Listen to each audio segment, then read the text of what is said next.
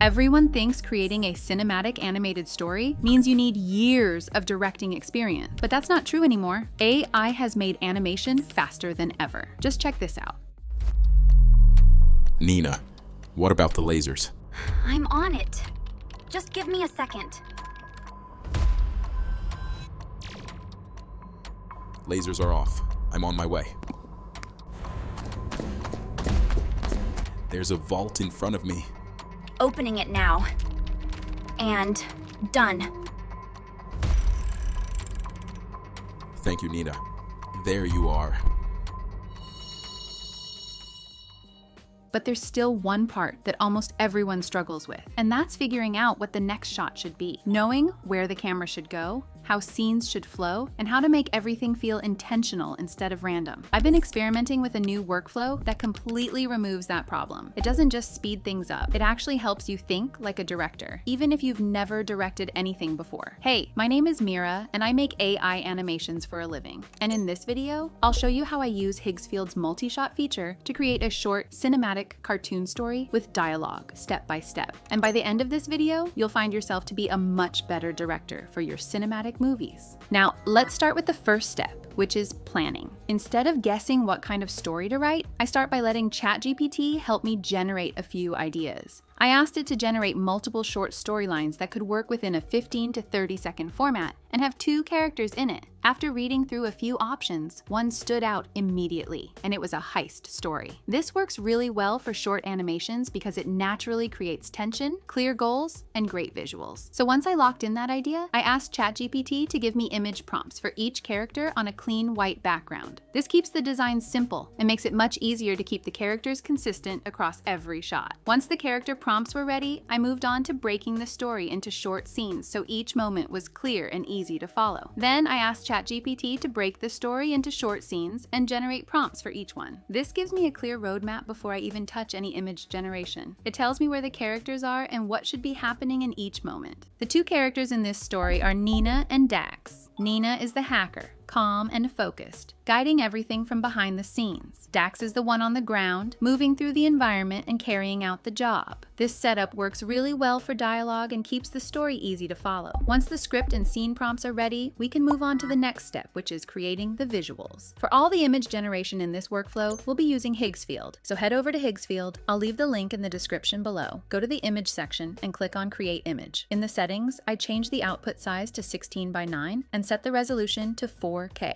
For the model, I chose Nano Banana Pro because it gives the most reliable results for character consistency and cinematic lighting. Then I paste in the prompt for the first scene and hit Generate. Within a few seconds, the first image is ready. This image is important because it sets the visual tone for the entire story. The lighting, the character proportions, the environment, all of it becomes the visual foundation for what comes next. Now, this is where the workflow changes completely. Instead of generating the next scene from scratch like you normally would, I use Higgsfield's multi-shot feature. Multi-shot takes that one base image and instantly gives me 9 different variations of the same scene. Different angles, different framing, and different compositions, all from a single image. Normally, figuring out your next shot takes time. You have to imagine it, write a new prompt, generate it, and hope it works. With multi-shot, that part is already handled. You already have a strong base image, so you're just choosing the shots that fit the story best. From those 9 images, I pick the 3 that feel the most cinematic and match the moment I'm trying to show. These will become the shots for this scene, but I don't animate them yet. First, I finish generating all the images for the full story. Once the laser scene is locked in, I move on to the next part of the story. This is where Nina comes in. Dax needs the lasers turned off, so the next scene takes us to Nina in her hacking room. I take the next prompt from ChatGPT and generate a new base image. Nina is sitting at her laptop in a dark room, focused, with the screen lighting her face. As soon as that image is ready, I use multi-shot again. Once again, I get 9 different variations from that single image. And this is where multi-shot really shines. It starts giving you shots you might not think to ask for. From this set, I choose 3 specific angles. The first is a clean, normal shot that establishes the room. The second is a top-down shot looking down at her laptop. And the third is a close-up of her eyes with the screen reflected in them. I repeat this process for each scene in the story. Generate one base image, use multi-shot, pick the strongest shots, then move on. By the time I'm done, I have all the images I need for the entire story, and every shot already feels connected and intentional. This is what makes the multi-shot method so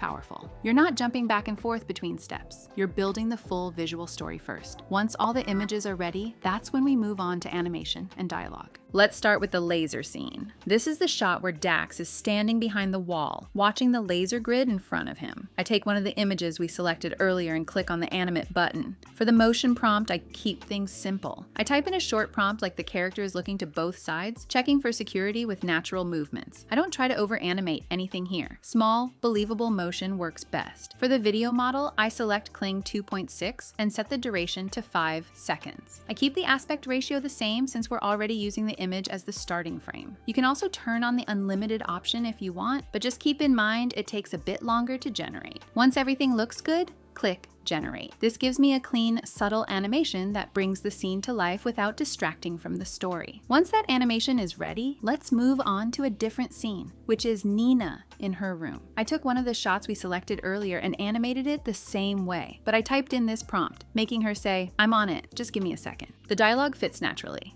I'm on it. Just give me a second.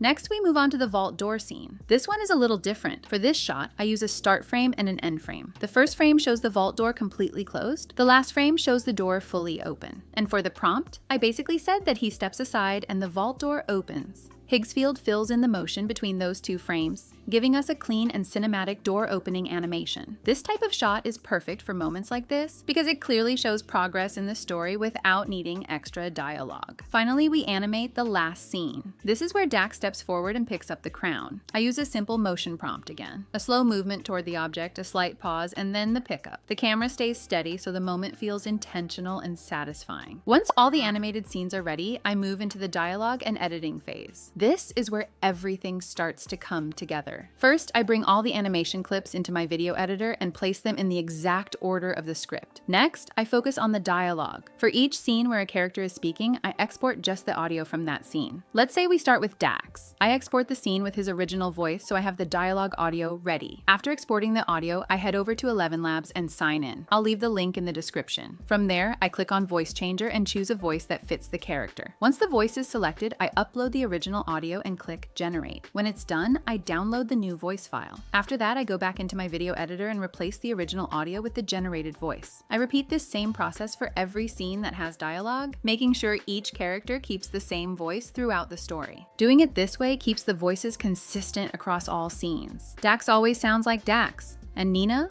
always sounds like Nina. That consistency makes a huge difference in how polished the final animation feels, and just like that, the animation is finished. Nina, what about the lasers? I'm on it. Just give me a second. Lasers are off. I'm on my way.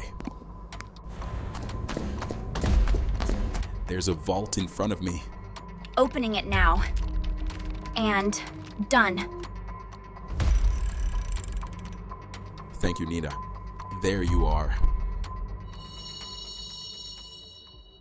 What's important to understand here is why this method works so well. First, it saves time. You're not regenerating entire scenes from scratch over and over again. Second, it gives you shot ideas automatically. Multi-shot shows you angles and compositions you might never think of on your own. And third, it lets you create cinematic animated films without being an experienced director. The tool guides you visually. That's the real power of Higgsfield's multi-shot feature. It turns one good image into an entire sequence. So that's the full workflow I use to create a short, cinematic AI animated story with dialogue using Higgsfield. All the tools and prompts I used are linked in the description below. But if you're tired of storyboarding and want to generate an entire cinematic film with just one prompt like I did here, then click the video on screen to find out how I did it.